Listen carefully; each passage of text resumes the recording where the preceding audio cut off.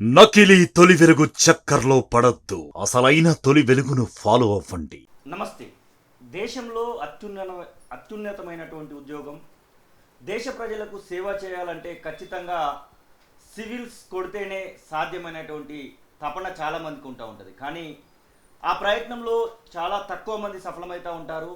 ఆ సఫలమయ్యేటువంటి దారుల్లో చాలా చేదు అనుభవాలు ఉంటాయి.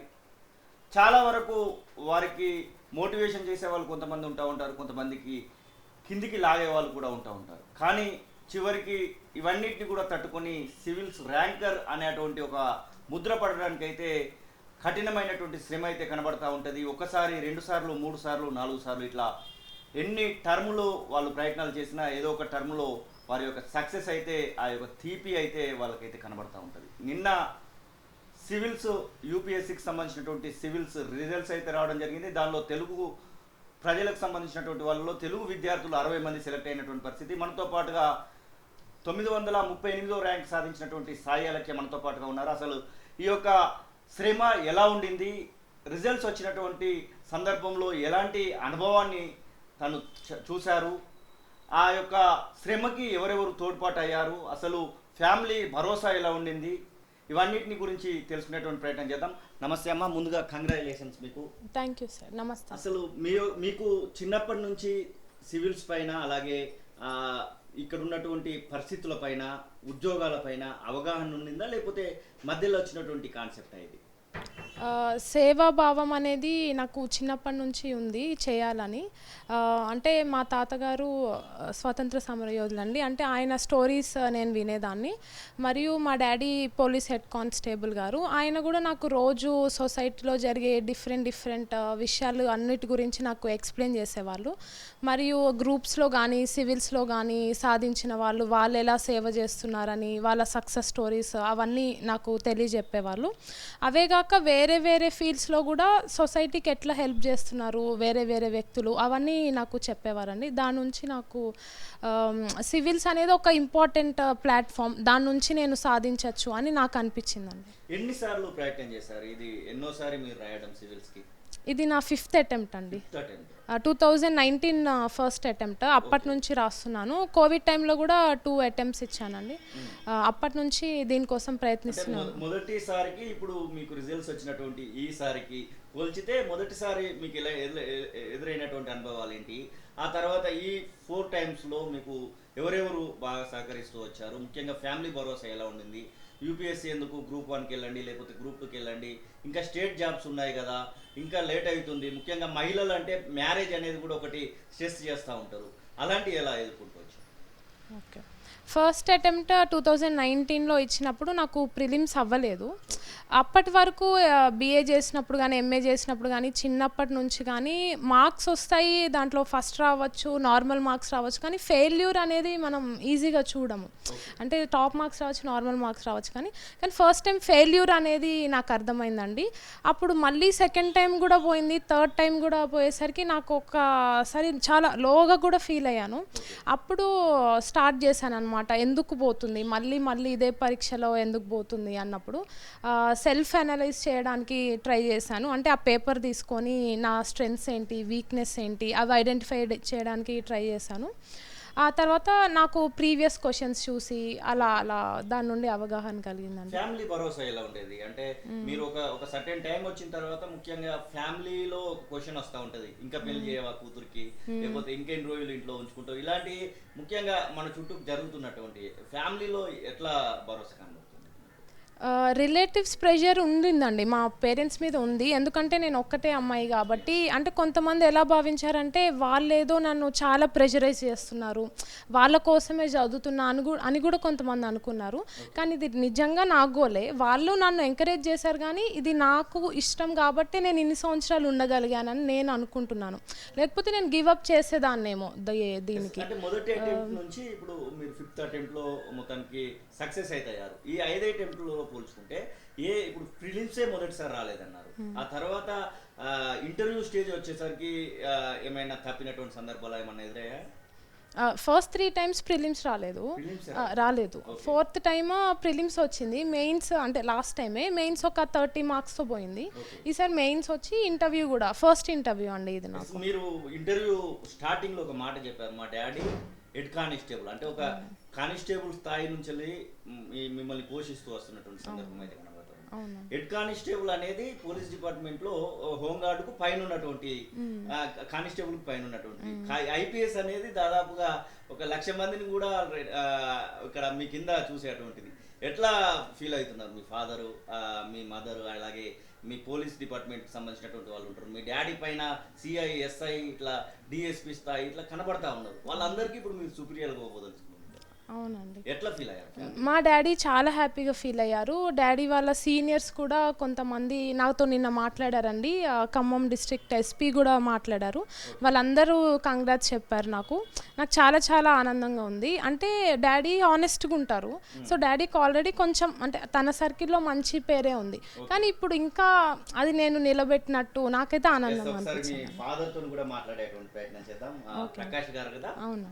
అంటే దాదాపుగా మనకు సివిల్స్ అనేది ఒక ఆటో డ్రైవర్ కుమారుడు. నమస్తే సార్. Congratulations sir. మేము తొలి వెలుగు నుంచి కాల్ చేస్తున్నాము. శ్రీనివాస్ నా పేరు. అదే ఆ సాయి అలక్ష్య గారికి సివిల్స్ ర్యాంక్ వచ్చిందని మీరు మాట్లాడడం చేస్తాం. మాట్లాడచ్చు అండి సార్? అదే మామూలుగా 5 టైమ్స్ అటెంప్ట్ చేస్తూ ఉంటే కూడా మీరు ఆ ప్రెజర్ని ఎట్లా తట్టుకోగలిగారు సార్? 5 సార్లు అటెంప్ట్ చేశానని చెప్తున్నారు మీ కూతురు. అంటే ఒక విషయం సార్, ఇప్పుడు మా ఇంట్లో ఒక కొటేషన్ ఉండేది సార్. ఓకే. లక్ష్య సాధనలో విఫలమవడం నేరం కాదు, లక్ష్యం లేకపోవడమే ఒక నేరం అని ఒక కొటేషన్ పెట్టింది సార్. అలాగనే ఇంకో కొటేషన్ అంటే మనిషి జీవితం ఒక పోరాటం, జీవితమే ఒక పోరాటం. అంటే దీని అర్థం ఏంటంటే సార్, అంటే మీకు తెలియదని కాదు, మా ఆలోచన ప్రకారం చెప్పండి సార్.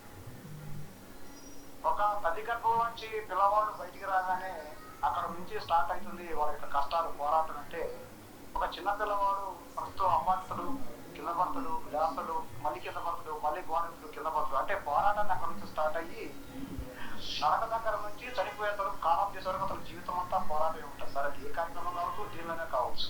ఓకే.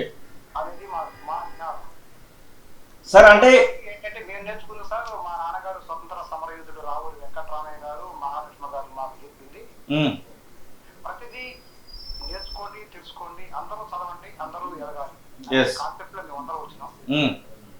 అలాగనే మా పాపకు ఒకటే చెప్పారు సార్, నేను కానీ మా అన్నయ్య గారు రావులు రాజు గారు మా బ్రదర్ కూడా జాబ్ చేస్తారు బ్యాంకింగ్ సెక్షన్లో. వాళ్ళు ఏం చెప్పేదంటే, నువ్వు ఏమన్నా అనుకున్నావో, ఏ లక్ష్యం కోసం నువ్వు పోరాడుతున్నావో చదువులో, ఆ పోరాటాన్ని ఎక్కడా ఆగొద్దు. అది 1 సార్లు 2 సార్లు 3 సార్లు కాదు, ఆ విజయం సాధించేంత వరకు నువ్వు పట్టుదలతో ముందుకు పోమని చెప్పడం జరిగింది సార్ మా పాపకి. సార్ ఇంకొక విషయం, ఇప్పుడు మొదటిసారి, రెండోసారి, మూడోసారి కూడా ప్రిలిమ్స్ రానటువంటి అమ్మాయిని మీరు ఖచ్చితంగా నా కూతురు కొడుతుందని ఎట్లా బిలీవ్ చేయగలిగారు? ఎట్లా మీకు ఆ నమ్మకం కలిగింది అసలు? సార్ ఓకే సార్, మేము ఒకటి చేసుకున్నాం సార్. మేము భార్యాభర్తలు ఒక్కరు చాలు. నేను అప్పుడు కానిస్టేబుల్ గా పనిచేస్తున్నాను. ఒక్కరు పిల్లలు చాలు, ఒక్కరే హద్దు, ఇంటికి ముద్దు అని దాని మీద నినాదంతో ముందుకు వచ్చినాము. దాంతో పాటు ఏంటంటే ఆ ఒక్కరిని కూడా హయ్యర్ చదువు చదివించాలి, హయ్యర్ ఎడ్యుకేషన్ ఇవ్వాలి. ఆ హయ్యర్ ఎడ్యుకేషన్ ఇవ్వాలి అంటే మనం సరైన సక్రమైన మార్గంలో మనం అంటే మోడల్ నేర్చుకే పిల్లకి వాళ్ళు ముందుకు. సార్ ఒక క్వశ్చన్ ఏంటంటే, మామూలుగా బిఏ అనే దాన్ని మన సొసైటీలో చాలా తక్కువగా చూస్తూ ఉంటారు. అసలు మీరు బిఏకి పంపించడం అనేదే ఒక, అంటే మీకు ముందుగానే ఐపీఎస్ చేయాలి నా కూతుర్ని అనేటువంటి ఏమన్నా, సివిల్స్ లో ర్యాంక్ కొట్టించాలి అనేటువంటిది ఏమన్నా ఆలోచన ముందుగానే ఉండిందా? ఉంది సార్, 7th క్లాస్ లో వచ్చింది సార్. మా పాప 7th క్లాస్ చదువుతుంది. ఓకే. నేను ఖమ్మంలో ఉంటాను సార్. ఖమ్మం నుంచి మా పాపని తీసుకొని వెళ్ళేటప్పుడు బండి మీద మోటార్ సైకిల్ మీద తీసుకొని పోయేటప్పుడు నాకు ఒక చెప్పు తెగిపోతుంది సార్. చెప్పు తెగిపోయింది. తెగిపోయినప్పుడు ఒక అతను చెప్పులు కుట్టారు, చెప్పు కుట్టించుకుంటా. అతను ఏమంటాడంటే, సార్ మీరు ఒక 5 రూపాయలు ఇవ్వండి సార్ కుట్టినందుకు అంటాడు. ఓకే. అన్నప్పుడు నా దగ్గర 3 రూపాయలు చిల్లర ఉంది సార్. 10 రూపాయలు కాయింది, 3 రూపాయలు చిల్లరే ఉన్నాయి. నేను 10 రూపాయలు ఇవ్వలేక 3 రూపాయలు తీసుకో బాబు అంటారు. అతను ఏమంటాడంటే, నేను చేసేది సార్ చెప్పులు కుట్టేది, కడుపులో తింటానికి తిండి లేక కదా సార్ అని అంటున్నాను. అప్పుడు మా పాప అంటారు, సార్ డాడీ నువ్వు అతను 5 రూపాయలు ఇచ్చిన 5 రూపాయలు ఇస్తేనే నీ బల్లెకి ఇంటికి వస్తా, లేకపోతే ఇంటికి రాని చెప్పింది సార్. ఇది 7వ తరగతి, తను 7వ తరగతిలో మీతో మాట్లాడినటువంటి మాట. అవునవును సార్. Okay okay. అప్పుడు నాకు అనిపించింది సార్, ఈ అమ్మాయి రేపు భవిష్యత్తులో ఈ భారతదేశానికి ప్రజలకి ఉపయోగపడని ఆలోచన ఆ రోజు నాకు మాట్లాడింది సార్.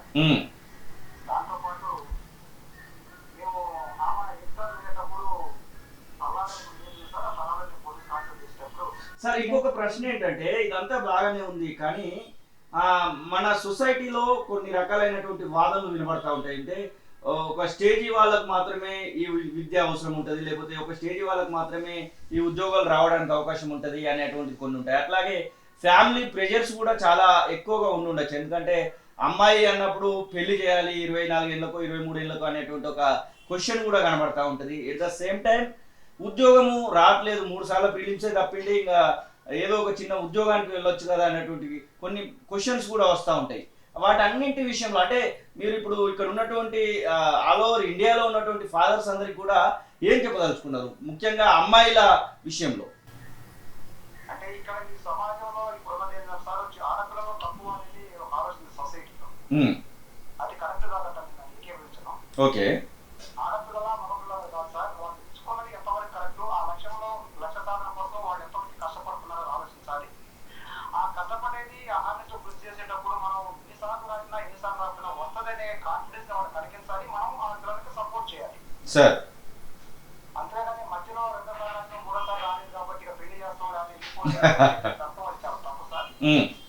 ఈ యొక్క రాబోయే రేపు ఫిల్మ్స్ సార్ జూన్ లో రాబోయే ఫిల్మ్స్ రాయబోయే సివిల్స్ కి ఏదైతే స్టూడెంట్స్ యొక్క తల్లిదండ్రులకు నా యొక్క మనవి ఏమిటంటే, ఎప్పుడైనా మీ పిల్లలు ఎంచుకున్నప్పుడు ఏదైతే హార్డ్ వర్క్ చేయడానికి ఉన్నారో హార్డ్ వర్క్ నుంచి స్మార్ట్ వర్క్ అనేది అది తెలుసుకొని ముందుకు పోయే పిల్లల్ని ఎంకరేజ్ చేసుకుంటూ వాళ్ళకి సహాయ సహకారం అందిస్తూ వాళ్ళు అనుకున్న లక్ష్యం సాధించేంత వరకు మీరు ఎప్పుడు వాళ్ళని నిస్సహాయతను కలిగించొద్దని మనం చేస్తున్నాం సార్. ఇంకొక మాట ఏంటంటే, కంపల్సరీగా సాయి ప్రసన్నకు తెలంగాణ క్యాడర్ IPS వస్తుంది అనేటువంటి ఆశ మేము అనుకుంటున్నాము.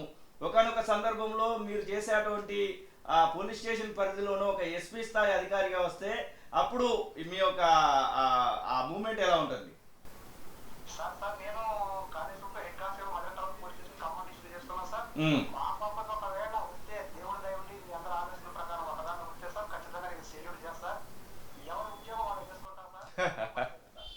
ఎస్, ఒకసారి సాయి ప్రసన్న గారికి ఇస్తున్నాను మాట్లాడాలి. సారీ, అలక్య గారికి ఇస్తున్నాను మాట్లాడు. డాడీ మీకు సెల్యూట్ చేస్తా అంటున్నారు. Okay, thank you daddy, thank you. Okay daddy, bye నాన్న. మీరు 7వ తరగతిలో ఒక సన్నివేశం చెప్పారు, అది మీకు గుర్తుందా అసలు? గుర్తుంది. అయితే నేనేమంటా అంటే సివిల్స్ వైపు మనకి సివిల్స్ అనే కాదు, ఏ సోషల్ సర్వీస్ వైపు అయినా సరే మనకి ఒక్కొక్కరికి ఒక్కొక్క స్టోరీ ఉంటుంది, ఎవరి మోటివేషన్ వాళ్ళకు ఉంటుంది. అది చిన్నప్పటి నుంచే ఉండాల్సిన అవసరం లేదు, అది సడన్గా ఒక డిగ్రీలో పీజీలో ఆ టైంలో కూడా అనిపించచ్చు. అదే అండి, అంటే సొసైటీ పట్ల నిజంగా మనకి ప్రాబ్లమ్స్ మనం ఐడెంటిఫై చేసి దానికి మనం ఏం చేయగలుగుతాము అని ఒక ఆలోచన వచ్చినప్పుడు ఎవరైనా రాయొచ్చు. మీరు BA వైపుగా పోతా ఉంటే అసలు BA ఎందుకు తీసుకుంటున్నావు? అందరూ ఒక్కొక్క రకంగా పోతా ఉంటారు, MPC తీసుకొని ఇంకొక రకంగా పోతారు, లేకపోతే సాఫ్ట్వేర్ ఫీల్డ్ పోదాం అనుకుంటున్నారు, ఇంజనీరింగ్ చేద్దాం అనుకుంటున్నారు. ఎందుకంటే మీరు 90s 80s కిడ్స్లో ఉన్న వాళ్ళందరికీ కూడా ఇంజనీరింగ్ అనేది ఒక ఫ్యాషన్. మీరు అసలు BA ఈ సోషల్ స్టడీస్కి సంబంధించినటువంటి వాటికి, పాలిటిక్స్ సంబంధించినటువంటి వాటికి రావాల్సినటువంటి అవసరం ఏమొచ్చింది? అంటే మీకు కూడా అప్పుడే నాటకపోయిందా ఈ IPS అనేది? నేను ఇంటర్మీడియట్ చదివింది ఎంపీసీలో అండి, ఎంపీసీలో ఇంటర్మీడియట్ చేసింది. ఆ తర్వాత నాకు సివిల్స్ వైపు ఉంది, ఇంట్రెస్ట్ ఉంది, అందుకే నేను ఆర్ట్స్ సబ్జెక్ట్స్ చదువుదామని అనుకున్నాను. ఆ టైంలో చాలామంది ఏం డిస్కరేజ్ చేశారండి నన్ను, అంటే బీటెక్ చదివిన వాళ్ళకే సివిల్స్ వస్తుంది, ఎందుకంటే ప్రిలిమ్స్లో ఇంపార్టెంట్ CSAT, డిగ్రీ వాళ్ళు చేయలేరు, పీజీ చేసే వాళ్ళు కూడా చేయలేకపోవచ్చు అని, బీటెక్ వాళ్ళకే వస్తుంది అనేది చాలా స్ట్రాంగ్ ఉంది. ఎందుకంటే ఎక్కువ IITians వీళ్ళు ఉంటారు కదా. అయినా కానీ నాకేమనిపించిందంటే ఈ సబ్జెక్ట్స్ ఎలా అయినా ఇంపార్టెంట్ కాబట్టి అవి సిలబస్లో ఉన్నాయి, నేను ముందుగానే తెలుసుకోవాలి అని నాకు ఇంట్రెస్ట్ అనిపించింది, అందుకే ఇప్పుడు మీరు చేసేటువంటి BA ఒక టైప్ ఆఫ్ సబ్జెక్ట్స్. అసలు దీన్ని ఎట్లా మీరు కోఆర్డినేట్ చేసుకోగలిగారు, ఎట్లా ముందుకు పోవడానికి అవకాశం దొరికింది? అంటే ఇంటర్మీడియట్లో పీపుల్ అట్లా చేంజ్ అట్లా చేంజ్ చేస్తారు. నాకు ఇంట్రెస్ట్ ఉండిందండి, అంటే సొసైటీ గురించి హిస్టరీ, పబ్లిక్ అడ్మినిస్ట్రేషన్, జాగ్రఫీ తీసుకున్నాను నేను. అది నాకు ఇంట్రెస్ట్ ఉంది, అందుకే తీసుకున్నాను దాని వైపు. మీరు థర్డ్ టైం వరకు కూడా ప్రిలిమ్స్ రాలేదన్నారు. ఫోర్త్ టైంలో ఒక 30 మార్కులతో మీకు రావాల్సినటువంటి మెయిన్స్ పోయిందని చెప్తున్నారు. అసలు ఈ థర్డ్ టైం తర్వాత కానివ్వండి, ఫస్ట్ నుంచి లాస్ట్ వరకు మీకు మెంటర్గా ఉన్నటువంటి ఫాదరు, మదరు, ఇదంతా ఫ్యామిలీ వరకు చూసుకుంటే బయట నుంచి మెంటర్గా ఉన్నటువంటి వ్యక్తుల గురించి ఏమైనా పరిచయం చేయాలి? ఓకే, నేను థర్డ్ టైం రాసినప్పుడు నాకు ప్రిలిమ్స్ విఫలమైనప్పుడు నేను విష్ణు సార్ దగ్గరకు వచ్చాను. సార్ నాకు ఆంథ్రోపాలజీ ఆప్షనల్ గైడ్ చేశారండి. అంతే అండి. ఎట్లా ఉండేది అసలు? అంటే మీతో పాటుగా ఇంకా చాలా మంది ఉంటారు. ఇది నేషనల్ లెవెల్లోనే ఫస్ట్ ఉద్యోగం ఫీల్ కావచ్చు. అంటే ఇంకా ఇంతకు టాప్ ఉద్యోగం అనేది ఇండియాలో లేదు. ఫస్ట్ పాయింట్ అంటే దీనిలో ర్యాంక్ కొట్టారంటే వాళ్ళే ఇంకా తోపులు అని చెప్పేసి మనం మాట్లాడుకుంటా ఉంటాం కదా. ఎట్లా మోటివేషన్ ఉండేది అసలు? విష్ణు సార్ కానివ్వండి, ఈ విష్ణు ఇన్స్టిట్యూట్ కానివ్వండి, ఎట్లాంటి మోటివేషన్ ఉండేది? సార్ ఆంథ్రోపాలజీ గురించి సార్ బుక్స్ చేశారండి. ఆ బుక్స్ నాకు ఇచ్చారు, నేను అవి చదువుకున్నాను. ఇంకా సార్ దగ్గర టెస్ట్ సిరీస్ రాశాను. ఆ టెస్ట్ సిరీస్ రాసినప్పుడు కూడా అప్పుడు ప్రిలిమ్స్ వచ్చిన వాళ్ళు ఉంటారు కదా, వాళ్ళతో ఈక్వల్గా నేను కూడా రాశాను. సార్ వాళ్ళతో పాటు నా మీద కూడా కాన్సన్ట్రేట్ చేశారు. డైలీ టెస్ట్ రాశాక ఆ టెస్ట్కి సరే కరెక్షన్ చేస్తారండి. దాని మీద అనాలిసిస్ ఇస్తారు, ఎలా ఇంప్రూవ్ చేసుకోవాలి, ఇంకా బెటర్గా రాసే వాళ్ళు ఎలా రాస్తున్నారు వాళ్ళతో కంపేర్ చేయడం. ఇంకా మాకు కేస్ స్టడీస్ ఇవ్వడం. సార్ ఆంథ్రోపాలజీ మ్యాగజైన్స్ అవి ఫాలో అవుతారు, దాని నుండి కేస్ స్టడీస్ చేసి డిరైవ్ చేసి మాకు ఇస్తారండి. ప్రధానంగా దేనిపైన దృష్టి పెట్టబోతున్నారు? ఐపీఎస్ వచ్చిన వాళ్ళు నేను చాలా మందిని అబ్జర్వ్ చేస్తే ఐపీఎస్ తోనే ఆగం, మేము మళ్ళీ సివిల్స్ రాసి కలెక్టర్ స్టేజ్కి పోవాలనుకుంటున్నాం అన్నటువంటి ఐఏఎస్ స్టేజ్కి పోవాలనుకునే వాళ్ళు కూడా చాలా మంది కనబడతా ఉన్నారు. అయితే మీరు కూడా ఐఏఎస్ కోసమే ప్రయత్నం చేసి ఇప్పుడు ఐపీఎస్ వచ్చిందేమో అని కూడా అనుకోవచ్చేమో. అలాంటి ప్రయత్నాలు ఏమైనా చేయబోతున్నారా ఫ్యూచర్లో? ఇంకా నేను ఆలోచిస్తున్నా అండి, మళ్ళీ రాయాలా అని ఆలోచిస్తున్నాను. ఒకవేళ దాంట్లో వచ్చినా రాకపోయినా సరే ఇప్పుడు నేను ఐపీఎస్ అయినా ఐఆర్ఎస్ అయినా ఏదైనా సరే నా డ్యూటీ నేను పర్ఫెక్ట్గా చేస్తానండి. నేనైతే ఫ్యూచర్లో దేశంలో ఉన్నటువంటి మొత్తం ఏదైనా మార్పు జరగాలి అంటే అది ఖచ్చితంగా సివిల్స్ ఎవరైతే ఉంటారో వాళ్ళ చేతుల్లోనే కనబడతా ఉంటుంది. మీరు కూడా ఇప్పుడు దానిలో ముందడుగు పోబోతున్నారు కాబట్టి ఎలాంటి విషయాల మీద ఎక్కువ దృష్టి పెట్టబోతున్నారు? ఆ దృష్టి పెట్టడం అనేది నాకు తెలిసి అది ఆ పర్టికులర్ డిస్ట్రిక్ట్ బట్టి, ఆ స్టేట్ బట్టి, దాని ఇష్యూస్ బట్టి ఉంటాయండి. సో లోకలైజ్డ్గా మనం సొల్యూషన్స్ ఎతకాలని నేను భావిస్తాను. అసలు ముందుగా ఒక డిస్ట్రిక్ట్లోకి వెళ్ళినప్పుడు ఆ ప్రీవియస్ ఆఫీసర్ ఏం చేశారు, కొన్నిసార్లు అవి కంటిన్యూ చేయడం కూడా కరెక్ట్ అయ్యి ఉండొచ్చు. సో దాన్ని బట్టి అది ఆలోచిస్తానండి. ఇన్స్పిరేషనల్స్ కూడా చాలా మంది కనబడతాం. ఎవరికైనా కానీ పక్కా ఒక ఇన్స్పిరేషన్ అనేది కనబడతాం. మీ దృష్టికి వచ్చేసరికి ఎవరు మీకు ఇన్స్పిరేషన్ కనబడతారు? సివిల్ సర్వీసెస్లో అయితే నాకు శంకరన్ ఐఏఎస్ ఇష్టము, ఇంకా దుర్గశక్తి నాగ్పాల్ వీళ్ళ వర్క్, అశోక్ కేమ్కా కానీ వీళ్ళు నాకు చాలా ఇన్స్పిరేషన్ అనిపిస్తారండి. లాంగ్వేజ్ ప్రాబ్లం ఎప్పుడైనా ఎదురైందా ఈ సివిల్స్ ప్రిపేర్ అయ్యే టైంలో? ఎందుకంటే తెలుగులో కూడా ఇప్పుడు అని చెప్పేసి వచ్చింది, చాలా వరకు తెలుగులో రాసే వాళ్ళు కూడా ఇప్పుడు బయటకు వస్తున్నారు. తెలుగులో రాసి కూడా సివిల్స్ కొట్టిన వాళ్ళు మన ముందర కనబడతా ఉన్నారు. లాంగ్వేజ్ ఇబ్బంది ఎప్పుడైనా ఎదురైందా మీకు ఈ మొత్తం కేస్ స్టడీలో? లాంగ్వేజ్ ఇబ్బంది లేదండి, అంటే ఈ చిన్నప్పుడు నేను ఇంగ్లీష్ మీడియమే, ప్లస్ అబండెంట్ మెటీరియల్ కూడా నాకు తెలిసి ఇంగ్లీష్ మీడియంలోనే ఉంటుంది కాబట్టి ఫైన్. ఇంకా తెలుగు కూడా అప్పుడప్పుడు న్యూస్ ఆర్టికల్స్ చదివేదాన్ని, ఈనాడు అట్లాంటి న్యూస్ పేపర్స్లో, ఫైన్. అవి మళ్ళీ అయినా సరే ఇంగ్లీష్లోనే రాయాలి కదా, లాంగ్వేజ్ ప్రాబ్లం అనిపించలేదు. ఇంటర్వ్యూకి వెళ్ళేసరికి కూడా కొంచెం భయం కనబడతా ఉంటుంది. అసలు ఇంటర్వ్యూలో మీకు ఎలాంటి టాస్క్ ఇచ్చారు, ఎలాంటి క్వశ్చన్స్ అక్కడ రేజ్ అయినా జరిగింది? ఇంటర్వ్యూలో అయితే మన డాఫ్ బేస్డ్ క్వశ్చన్స్ ఉంటాయండి, అంటే మన డిగ్రీ, పీజీ, మన హాబీస్, వాటికి సంబంధించి క్వశ్చన్స్ ఉంటాయి. అవి కాక కరెంట్ అఫైర్స్ మీద దేని మీద అయినా అడగచ్చు. నాకైతే ఇంటర్వ్యూ శీల్వర్ధన్ సింగ్ సార్ బోర్డ్, ఆయన సిఐఎస్ఎఫ్ హెడ్, ఐపీఎస్ ఆఫీసర్. ఆయన నన్ను ఎక్కువ డాఫ్ బేస్డ్ క్వశ్చన్స్ కన్నా కరెంట్ అఫైర్స్ అడిగారు. నాది ఆంథ్రోపాలజీ ఆప్షనల్ అయినా సరే సార్ నన్ను ఇంటర్నేషనల్ రిలేషన్స్ ఎక్కువ అడిగారండి వాళ్ళు. ఫస్ట్ డిసైడ్ అయ్యారా మీరు ఆ ఇంటర్వ్యూ చేసి బయటకు వచ్చిన తర్వాత కంపల్సరీ నేను లిస్ట్లో ఉంటానా, లేకపోతే ఇంకొకసారి అటెంప్ట్కి పోవాలా, ఇదేమన్నా టెన్షన్స్ అలాంటివి ఏమైనా ఉన్నాయా? అంటే కొంచెం సేపు బయటికి వచ్చాక ఆలోచించాను. ఇంటర్వ్యూ ఒక 35 minutes అలా జరిగిందండి. అనలైజ్ చేసుకుంటే నాకేమనిపించిందంటే నేనేమి ఎక్స్ట్రీమ్గా అయితే ఆన్సర్స్ ఇవ్వలేదు, మోడరేట్గా ఇచ్చాను, బ్యాలెన్స్డ్గా అయితే ఇచ్చాను. సో లిస్ట్లో పేరు ఉండొచ్చు అని అయితే అనుకున్నాను. ర్యాంక్ తెలీదు, అలా అలా అనుకోలేదు. ఎందుకంటే నాకు తెలుసు మెయిన్స్లో బట్టి ఉంటుంది, ఇంటర్వ్యూ బట్టి ఉంటుంది, రెండు బట్టి ఉంటాయి కాబట్టి నాకు ఒకవేళ నేను మిస్టేక్స్ చేసినా సరే మార్క్స్ బట్టి తెలుసుకుందాం అని అయితే అనుకున్నాను.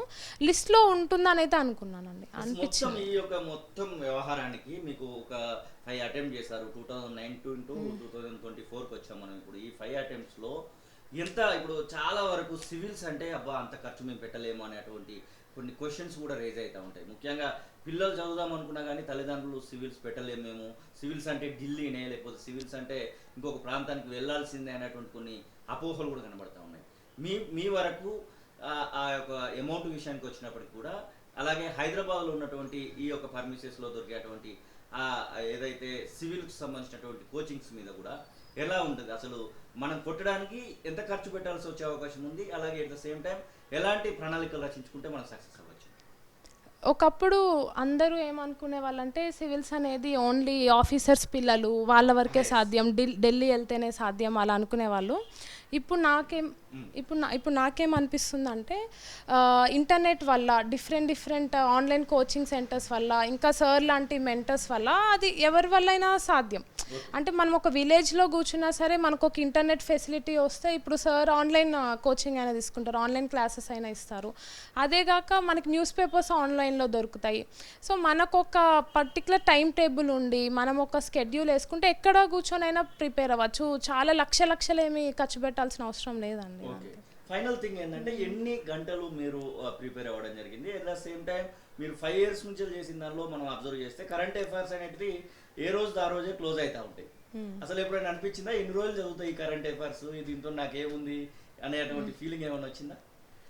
కరెంట్ అఫైర్స్ ఎప్పుడు అప్డేట్లో ఉండాలి.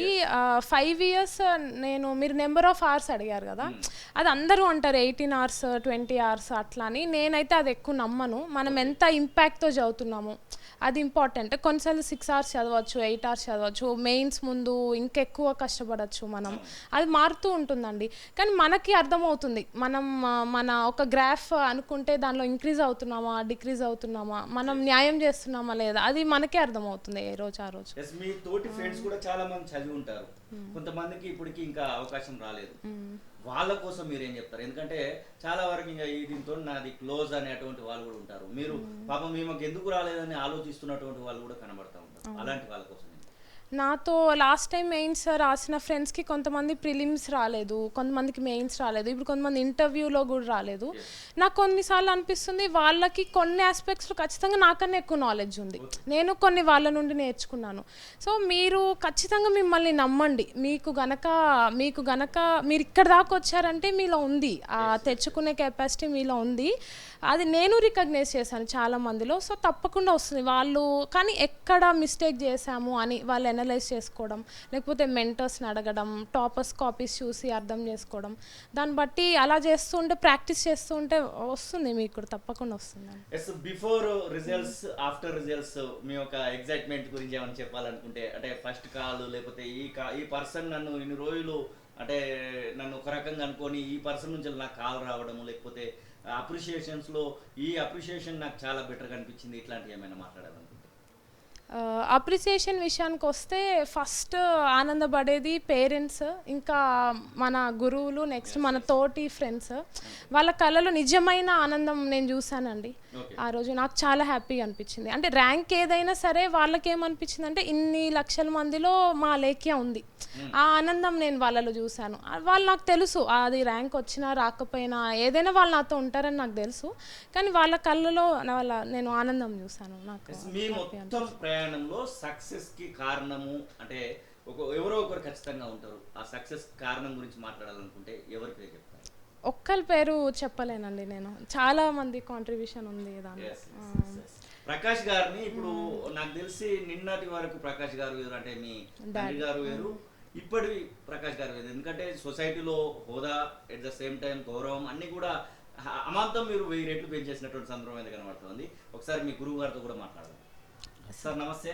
నమస్తే సార్. మీ స్టూడెంట్స్ ఇప్పటి వరకు ఎంతమంది సివిల్స్ అటెండ్ అయ్యారు, ఎంతమందికి మీరు ఇప్పటి వరకు కోచింగ్ ఇస్తూ? ఈసారి ఇంటర్వ్యూకి అయితే 52 స్టూడెంట్స్ వెళ్ళారండి. 52 స్టూడెంట్స్ వెళ్ళారు, కానీ 13 ర్యాంక్స్ వచ్చాయి మాకు. 13 ర్యాంక్స్లో ఆల్ ఇండియా ర్యాంక్ 3 ఉంది. తను ఇంటర్వ్యూ గైడెన్స్ ప్రోగ్రామ్ అన్నమాట. ఆల్ ఇండియా ర్యాంక్ 16 కూడా ఇంటర్వ్యూ గైడెన్స్ ప్రోగ్రామే. మిగతా వాళ్ళందరూ ఆంథ్రపాలజీ వాళ్ళు, ఇంటర్వ్యూ గైడెన్స్ వాళ్ళ ప్రోగ్రామ్ వాళ్ళు ఉన్నారు. సో ముఖ్యంగా ఏంటనంటే అలేఖ్య నాకు ఒక 3 years నుంచి తెలుసు. సో తన ర్యాంక్ ఏమైందనంటే నా మీద చాలా ఇంపాక్ట్ చూపించింది. ఇప్పుడు ఎందుకనంటే మనకు తెలిసిన వాళ్ళు, మన దగ్గర వాళ్ళు, మనకి ఎవరైతే ర్యాంక్ రావాలని ఒక టైం, ఒక పీరియడ్ ఆఫ్ టైంలో మనం కోరుకుంటామో వాళ్ళకి ర్యాంక్ వచ్చినప్పుడు మనకి ఎలాంటి సంతోషం వస్తుందంటే మనకే వచ్చినట్టు ఫీలింగ్ వస్తుంది అనమాట.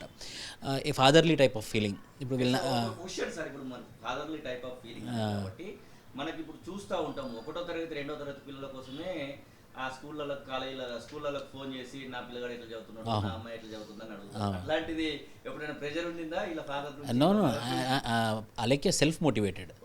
నాకు తెలిసి 10th క్లాస్లో కూడా వాళ్ళ ఫాదర్ ఏం స్కూల్కి ఫోన్ చేయకపోయి ఉండొచ్చు. అంటే తను సెల్ఫ్ మోటివేటెడ్. ఇప్పుడు ఈ ఎగ్జామ్లో ఏంటంటే ముఖ్యంగా ఎవరికైతే సెల్ఫ్ మోటివేషన్ ఉంటుందో వాళ్ళే క్రాక్ చేస్తారు. వాళ్ళకి లోపల నుంచి రావాలన్నమాట. అది వాళ్ళ తపన, వాళ్ళ యొక్క తపస్సు అలా ఎవరికైతే ఉంటుందో వాళ్ళకే ర్యాంక్ వస్తుంది. ఏదో ప్రెషర్ వల్ల చదివామనుకోండి అది ఖచ్చితంగా రాదు. తనకి ఏంటంటే మొదటి నుంచి ఇంట్రెస్ట్ ఉంది. తను బనారస్ హిందూ యూనివర్సిటీలో చదివింది. అప్పుడు ప్రిపరేషన్ ప్రాసెస్లోనే ఉంది, వచ్చిన తర్వాత ప్రిపరేషన్ ప్రాసెస్లోనే ఉంది.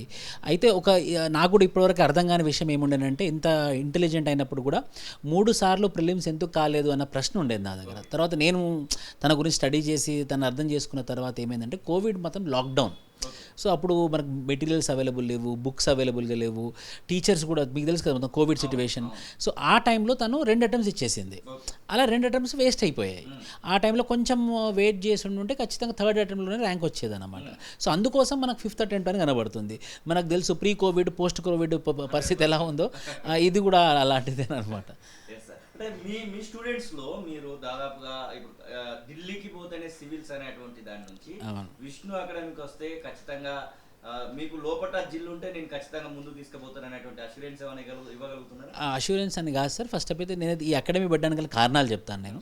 నేను యూపీఎస్సీ ఇంటర్వ్యూ 3 times వెళ్ళాను. నేను 3 times వెళ్ళినప్పుడు ఒక 3rd attempt, లాస్ట్ అటెంప్ట్లో ఒక టాపిక్ ఉంది జెనెటిక్ డ్రిఫ్ట్ అని ఆంథ్రపాలజీలో. నాకు అది మెయిన్స్కి వెళ్ళే ఒక 2 గంటల ముందు నాకు అదేంటో నాకు సింపుల్ లాంగ్వేజ్లో చెప్తే బాగుండు, నేను వెళ్ళి రాసుకొని వస్తున్నాను అని నా మనసులో ఉండే. నాకు ఏ ఫ్యాకల్టీ ఫోన్ నెంబర్ లేదు నా దగ్గర. ఎట్లా దీన్ని ఎలా నాకు సింపుల్గా లాంగ్వేజ్లో చెప్తే బాగుండు అనే ఫీలింగ్ నాకు అలానే ఉండిపోయింది. నాకు సెంట్రల్ గవర్నమెంట్ జాబ్ కూడా వచ్చిందండి. తర్వాత రిజైన్ చేసి నాకు ప్యాషనేట్గా ఉండే యూపీఎస్సీ మీద. సో ఎలా అయినా నా స్టూడెంట్స్, నా పిల్లలకి ర్యాంకులు రావాలన్న ఉద్దేశంతో నేను క్లాసెస్ చెప్తూనే 2020లో ఇండిపెండెంట్గా కోవిడ్ టైంలో ఎస్టాబ్లిష్ చేశాను ఈ అకాడమీ.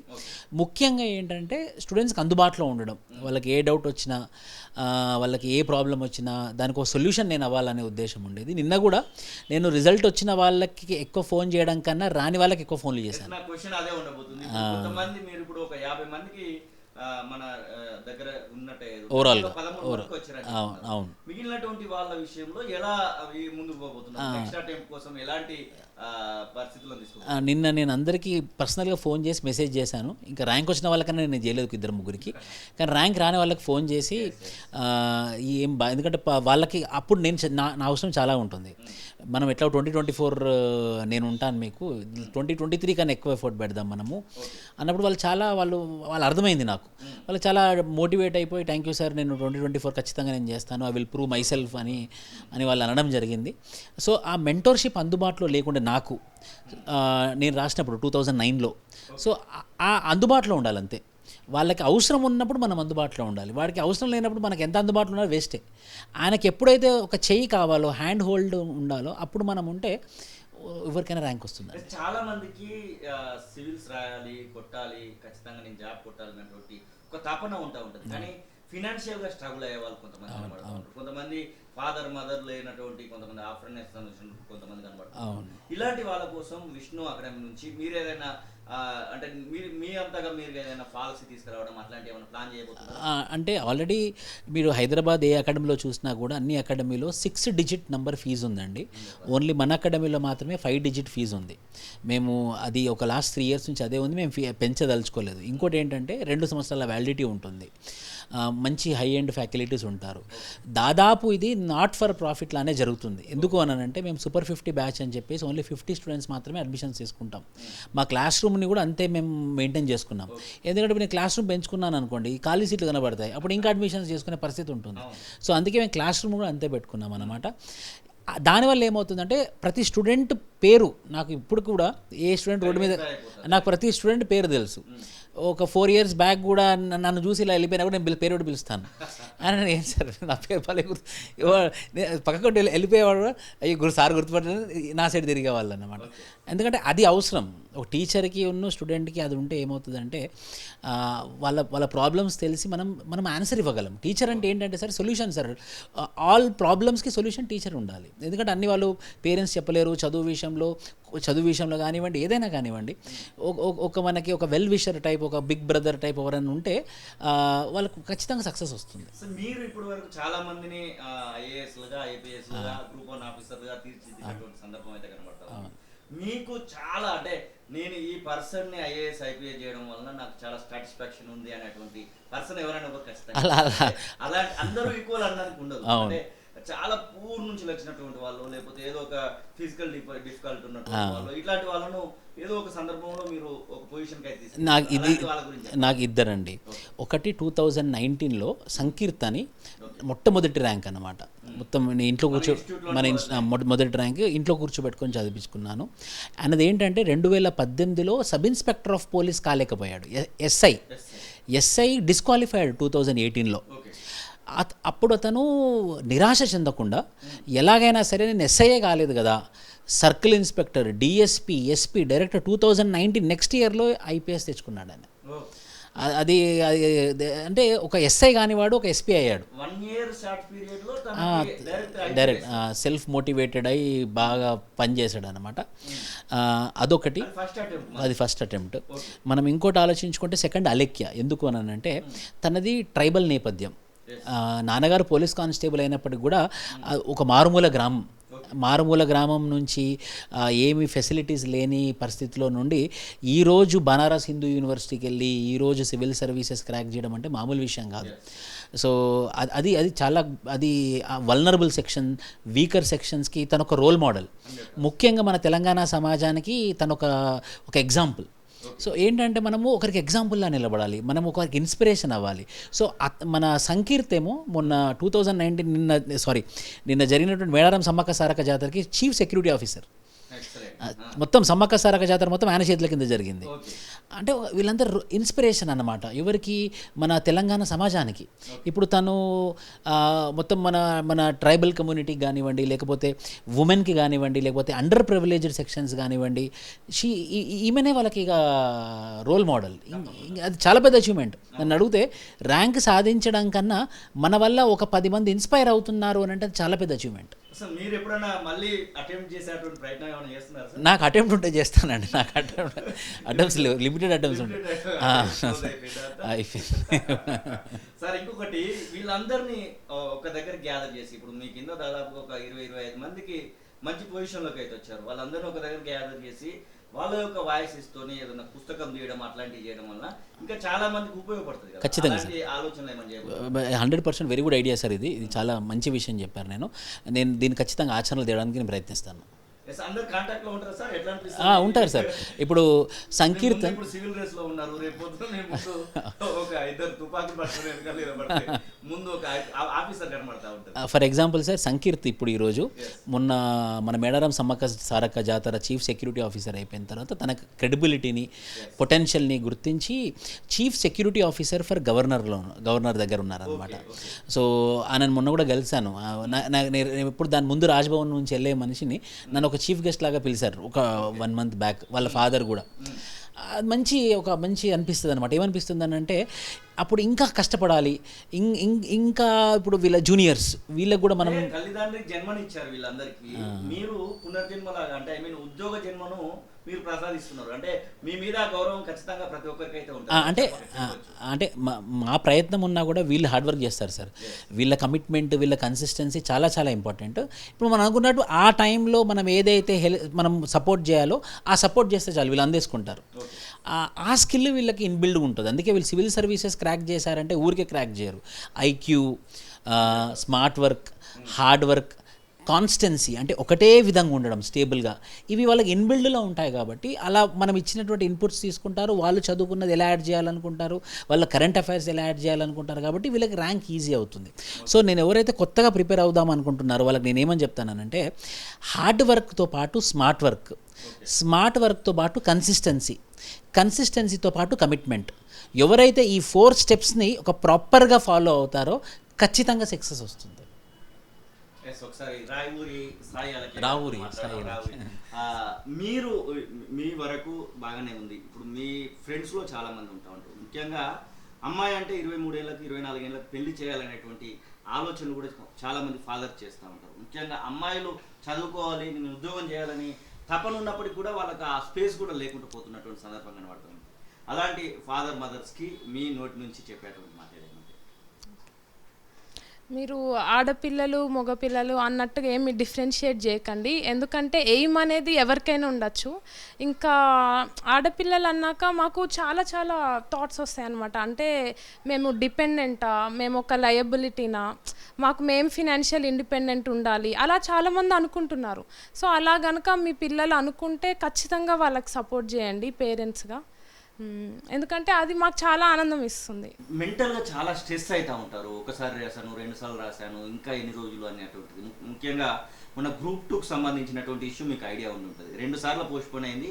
అప్పుడు కూడా చాలా డిస్టర్బ్ అయినటువంటి వాళ్ళు ఉన్నారు. అలాంటి వారి కోసం ఏం చెప్తారు? సూసైడ్ చేసుకుంటున్నటువంటి వాళ్ళకి ఎడ్యుకేషన్ మీద అన్నిటి మీద పట్టు ఉంటుంది, కానీ చివరికి ఏం చేయాలో తెలియక ఇలాంటి డిస్టర్బెన్స్ వస్తుంది, సూసైడ్ చేసుకుంటున్నటువంటి వాళ్ళు, మెంటల్గా డిస్టర్బ్ అయ్యేటువంటి వాళ్ళ కోసం ఏం చెప్తారు? ప్రతి ఒక్కరికి నేను చెప్పేది ఏంటంటే, మనకు ఒక టైం టేబుల్ ఉంటుంది, దాన్ని మనం కన్సిస్టెంట్గా చేస్తాం. కానీ దాంట్లో మన హాబీస్ని కూడా డెవలప్ చేసుకోవాలండి. ఇంకా ప్రతి ఒక్కరికి వాళ్ళ పేరెంట్స్ కానీ ఫ్రెండ్స్ కానీ ఎవరో ఒకళ్ళు ఉంటారు, అంటే వాళ్ళతో ఎప్పుడు ఉండేవాళ్ళు, వాళ్ళతో కొంచెం టైం స్పెండ్ చేయడం. కొంతమంది చూశాను నేను, రూమ్లోనే కూర్చొని వాళ్ళు ఒక్కళ్ళే ఐసోలేట్ అయిపోతుంటారు, ఎక్కువ ఎంగేజ్ అవుతూ ఉండరు వేరే వాళ్ళతో, అసలు కొన్ని రోజులు కూడా మాట్లాడకుండా అలా కూడా ఉంటారు. అలా ఉండకండి, మీ హాబీస్ని ఫాలో అవ్వండి. మీరు ప్రిపరేషన్ని కూడా ఎంజాయ్ చేయండి. అంటే ఏదో ఎగ్జామ్ కోసమే కాదు, ఏదో నేర్చుకున్నామనే కాదు, రియల్గా సొసైటీ ఇష్యూస్ ఎలా ఉన్నాయి, మనం దాన్ని ఎలా చూస్తున్నాం, సివిల్స్ అనే కాదు ఏదో విధంగా కూడా మనం హెల్ప్ చేయొచ్చు. ఒక ఎన్జిఓలో జాయిన్ అవ్వచ్చు. మన మోటివ్ అనేది సోషల్ సర్వీస్ అయ్యి ఉంటే మనకు ఖచ్చితంగా పాత్స్ అయితే కనిపిస్తాయండి, అది నేను నమ్ముతాను. మెంటల్ స్ట్రెస్ అంటే ఇప్పుడు నేను అనుకోవచ్చు కదా, ఒక 4th అటెంప్ట్లో గివ్ అప్ చేయొచ్చు, 5th రావాలా, లేకపోతే ఇప్పుడు నేను మళ్ళీ ఆలోచిస్తున్నా కదా మళ్ళీ ఒకవేళ రాయాలా వద్దా అని. అలా అంటే కాన్ఫిడెన్స్ మనలోంచి రావాలి అంతే. మనకు ఒక లైఫ్ ఉంది, దాంట్లో ఏం చేయాలి అని మనం డిసైడ్ చేసుకున్నప్పుడు ఇంకా మనమే దానికోసం ఎంతైనా ఫైట్ చేయాలి అంతే. అప్పుడు తప్పకుండా మనకు అవకాశం వస్తుంది, అది ఏ విధంగా అయినా సరే. ఇది మనతో పాటుగా సాయి అలక్య అలాగే విష్ణు సార్ చెప్తున్నట్టు ఖచ్చితంగా ఎవరైతే సివిల్స్ కోసం ప్రిపేర్ అవ్వాలనుకుంటున్నారో వాళ్ళు ప్రిపేర్ అవ్వాలి, ఖచ్చితంగా దేశం అభివృద్ధిలో వారు పాలు పంచుకోవాలనేటువంటి మాటనైతే వీరిద్దరిని చూసి అయితే మనం చెప్పుకోవచ్చు. చూడాలి మరి ఇంకా చాలా మందిని మేము తయారు చేస్తామంటున్నారు విష్ణు సార్. అలాగే నేను ఒక మంచి పొజిషన్లోకి ఎలా పోవాలనే దాని గురించి ఆలోచిస్తానంటుంది సాయి అలక్య. కెమెరా పర్సన్ సతీష్తో శ్రీనివాస్, తొలివేలు.